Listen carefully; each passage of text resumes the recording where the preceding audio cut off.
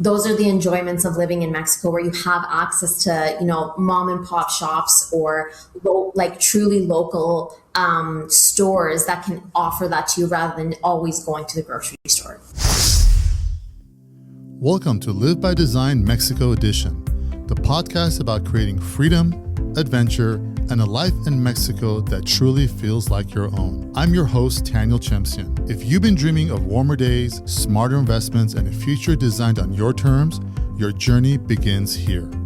Every week, we dive into stories, insights, and strategies to help you make Mexico not just a destination, but a new way of life. We've got so much to cover today, we had to split it into 2 episodes. So settle in and don't miss a moment. Don't wait for life to happen. Design it. And it starts right here. So are most of your clients then Americans and Canadians? Is that who you're your niche? Yes, we created a business solely focused on helping people relocate here at the beginning. We were mainly buyer agents. We basically removed the bias of listing a lot of properties that then we wanted to help people choose.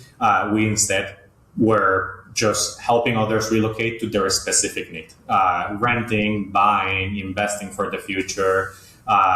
Specifically Canada and US mainly. We've been helping a lot of people from Europe as well recently. And the last year, because of everything that is happening in the US, we've helped a lot of Mexican citizens or Mexican descent clients that have decided to start moving some of their wealth back into Mexico. Yeah, we're seeing that as well here in Puerto Vallarta a lot because of the political turmoil north of the border that's happening right now. So I have a question. So you said you do rentals as well, right? Yeah. Okay, this is good. So now we're going to get down to numbers because a lot of our viewers, they want to know, what do things cost? So, and of course we can talk about this forever because I'm a real estate broker, but we won't. So let's kind of split this down. David, Megan, if you guys can pick the 3, let's say, most popular regions, call them neighborhoods, where you think are great options for Americans and Canadians to consider moving into. Number 1, so think of those 3. And number 2, let's talk about what a 2-bedroom apartment would like a range would cost in these 3 areas.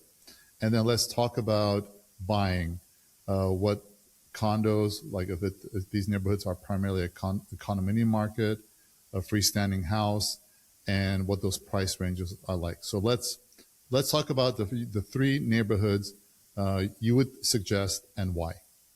Perfect. Thanks for that question. There's 3 big areas that get chosen all the time. Merida, Centro, it gets chosen because of its cultural heritage. 1800, 1900 homes built in the 1900s are now being renovated and turned into really cool colonial homes to either live in or rent for people that want to come here short term. So retirees that want the cultural experience or an investment property choose Centro as their first option. People visiting Merida for the first time, go to Centro. It is what is going to give you the most or best cultural experience about Merida and also its unique architecture. Second area that most people relocate to, and that this area fits everybody from early investors, people looking for condos, single family homes, or even pre-sales for them to build their own home, is the north of Merida. From where Centro is, or Merida Centro is, to the north, we have about 40 minutes to get to the beach. So anywhere between Centro and the beach, we're developing a lot of private neighborhoods or condominium towers. So depending on the unique need, we help people find condominiums, single family homes, or land to then build their own home custom to themselves. In the unique situation of a family relocating here, they typically don't find a home that you can find in the US. We lack basements. We don't have basements in Merida. We build rooms for the nannies or helpers that assist us in our home needs, which is not something that is very common in US. So when we show properties in the north of the city for Americans and Canadians, there's a lot of mismatching on what they're looking for compared to the inventory. So that's why people would consider building their own home. And then the last area in Merida that people consider is the beachfront opportunities or beach towns that are 40 minutes away from Centro. In here, mainly retirees or people just seeking the beach lifestyle, luxury buyers. And why I call it luxury because the price per square meter to be beachfront, it's quite high. Okay. Yeah, well, it's beachfront. 100%. And it's dream beachfront. It's always the most expensive usually, right? Yeah, and it's so beautiful. Right. When it comes to cost, rentals in the north of the city, $700 to $1,100 US. It's a good price range for a 2-bedroom to 3-bedroom condo or single family home. They don't really change much in price. Then you will find different amenities if it's a single family home compared to a condominium. Centro increases quite drastically because of the demand for short-term rentals.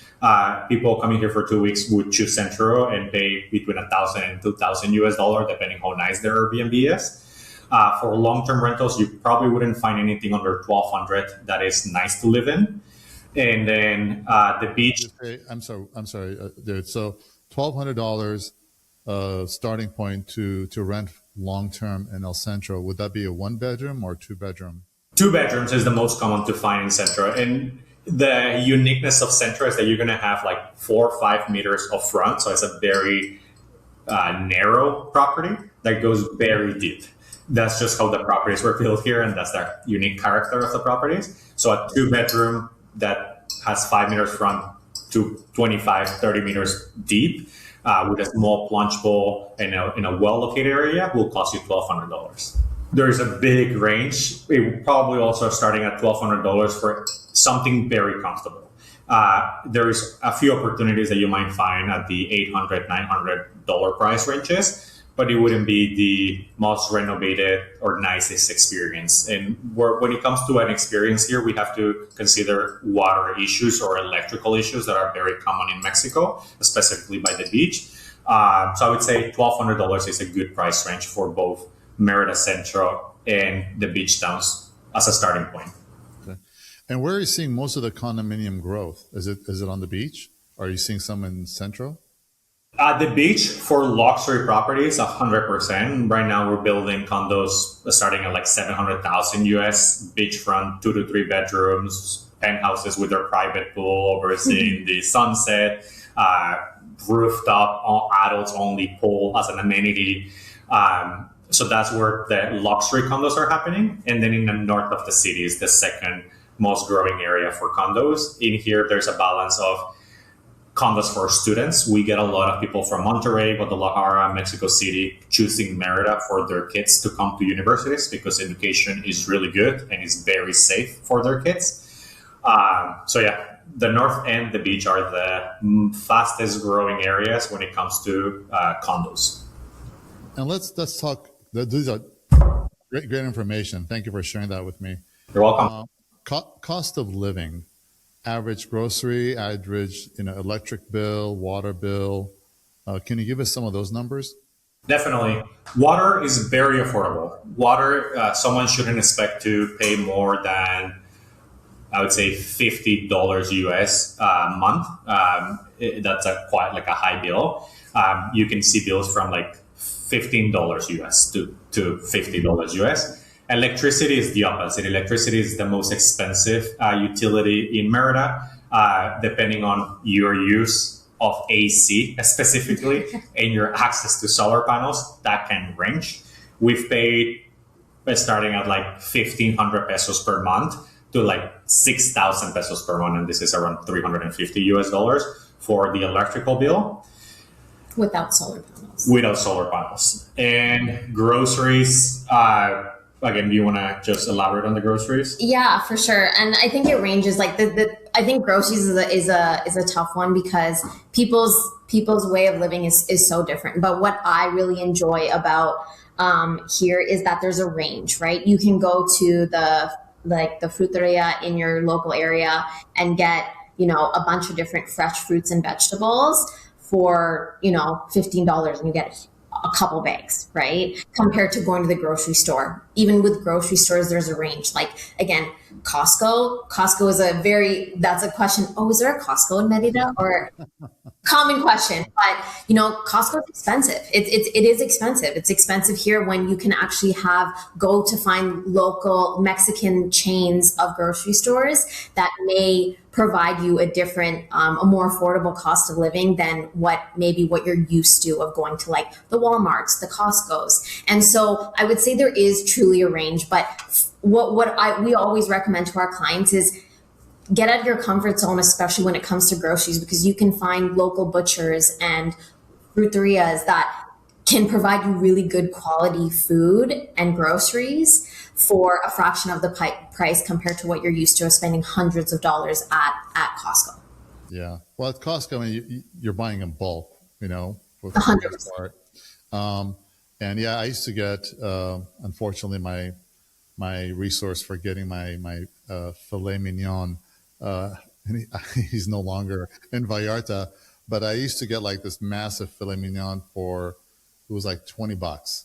Yeah. And it's enough for like 5 or 6 people. I mean, it's insane. I used to get organic eggs, and I find that a lot of the little mom and pop produce markets, they just have organic fruits and vegetables all the time. Yes. You don't even have to think that, I have to go to a specialty organic store. No.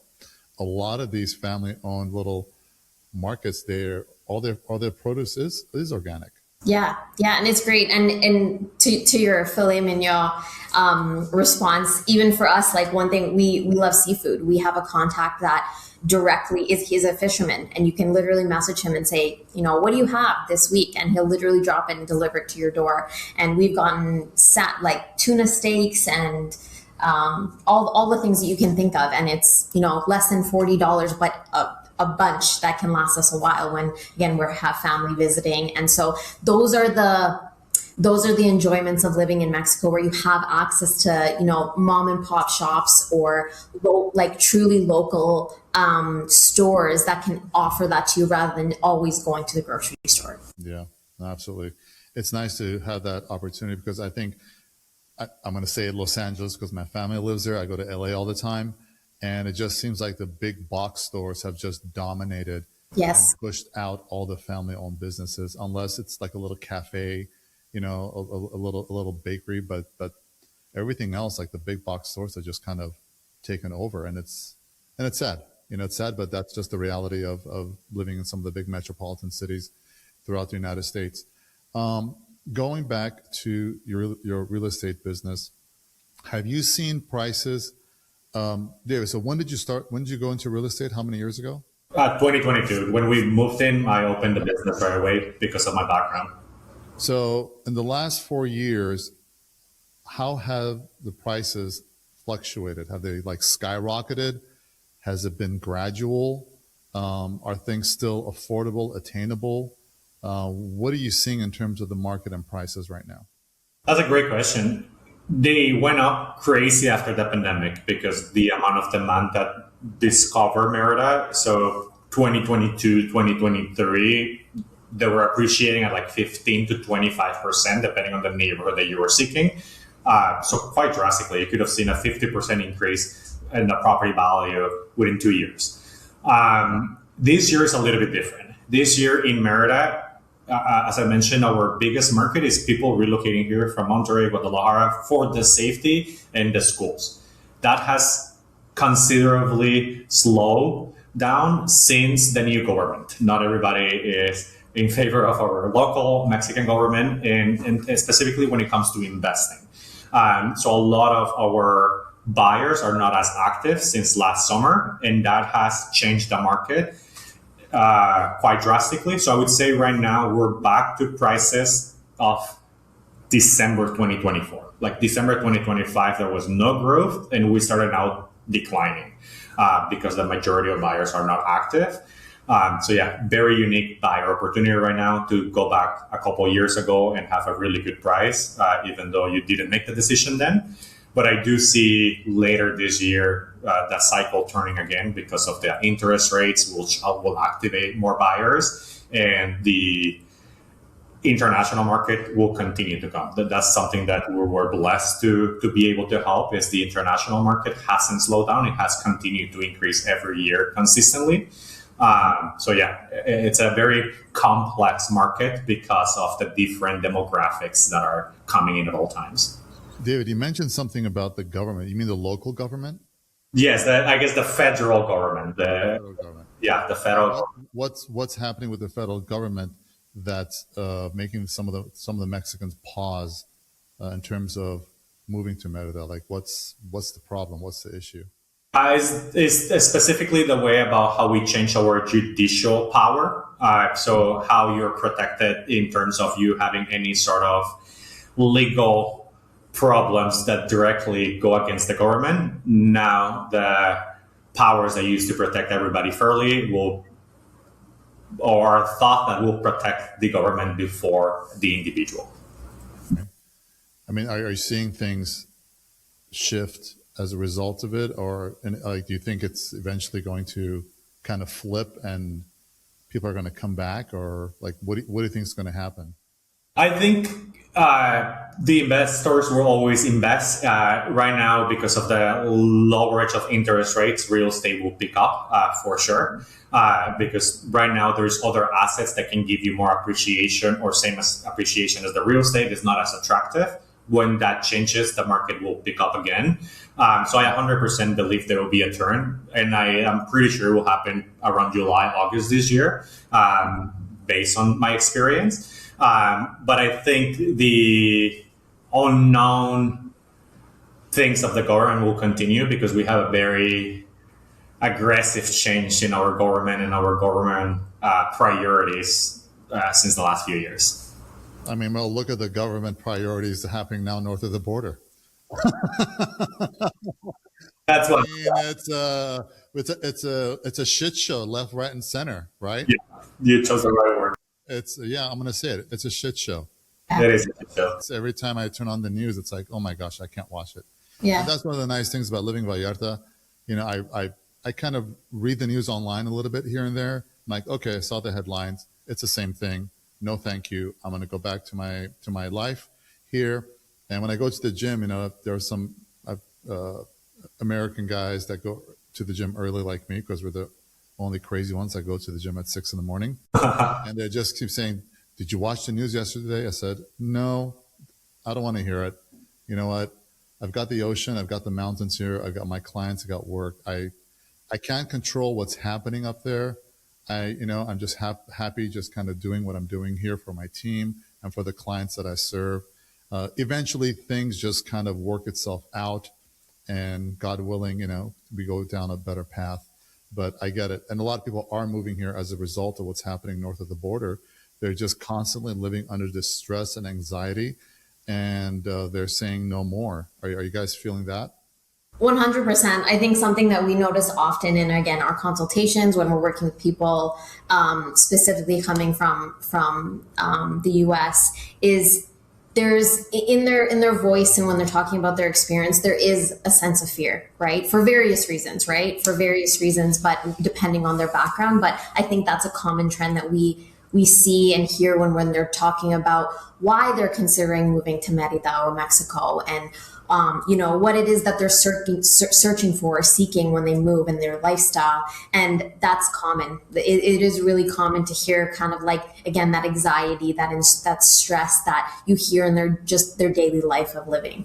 Yeah. I mean, it's every time you turn on the TV, you listen to the radio, you know, you look through your social media, it's nothing but political turmoil. It's like, for crying out loud. Like, what else is going on in the world besides just politics and mayhem and disorder? And you just get sick of it. I mean, there's only so much you can handle that your nerves are shot. And the question becomes, do you want to live like this every single day? You do have options. And that option might be to move somewhere else when you're not, you know, dealing with this and seeing this, and your stress level can drop. You could raise a family like you guys are doing, right?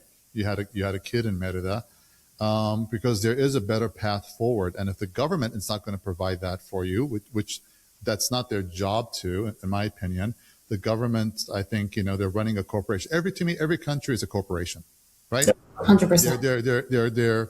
They are managing their own assets, which is the people, their best interests, and that's it. It doesn't necessarily mean they're particularly going to take care of you one-on-one. And this is not to bash any country, but the reality is every country is a corporation, and a corporation needs to profit and grow, or else it's going to decay. And they're going to make decisions, and those decisions sometimes hurt the people.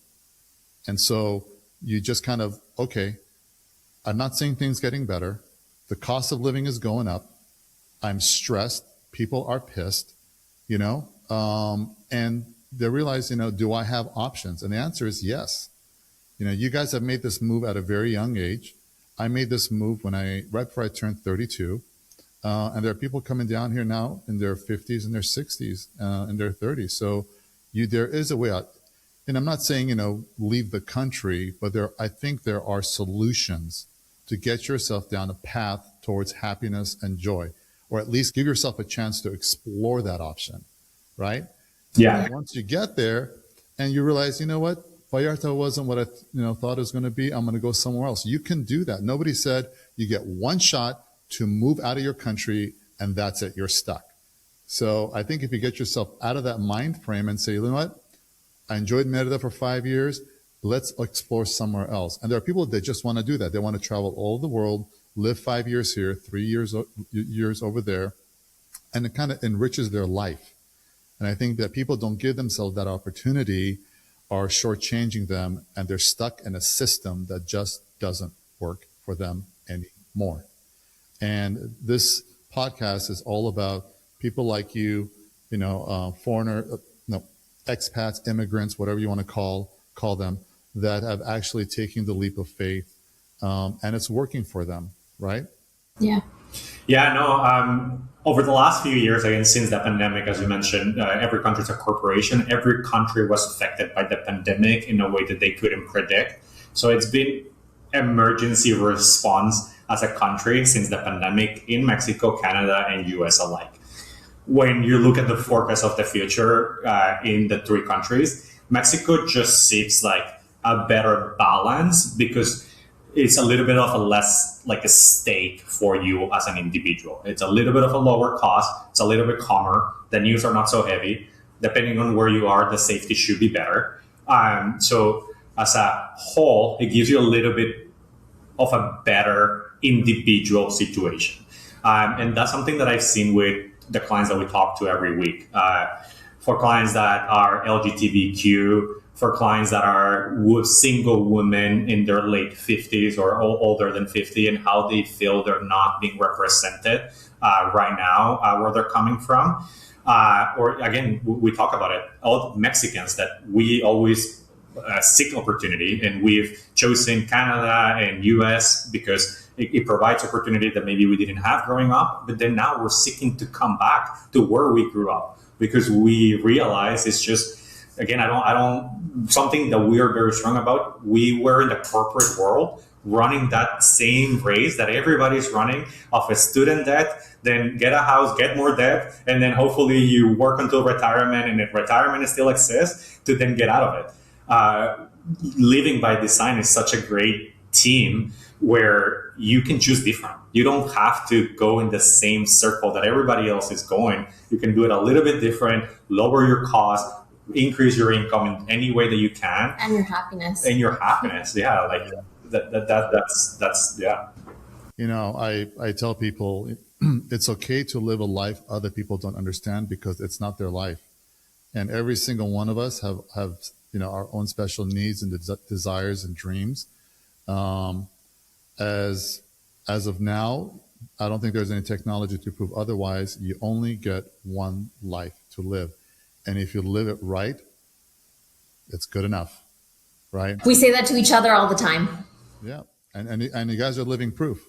So Megan, David, for someone from Canada or United States that is thinking of making the move to Mexico, what's one piece of advice you would give them if they're just kind of sitting there on the fence and something is holding them back, but their heart is telling them, I really want to go to Mexico and move there? What would you tell them?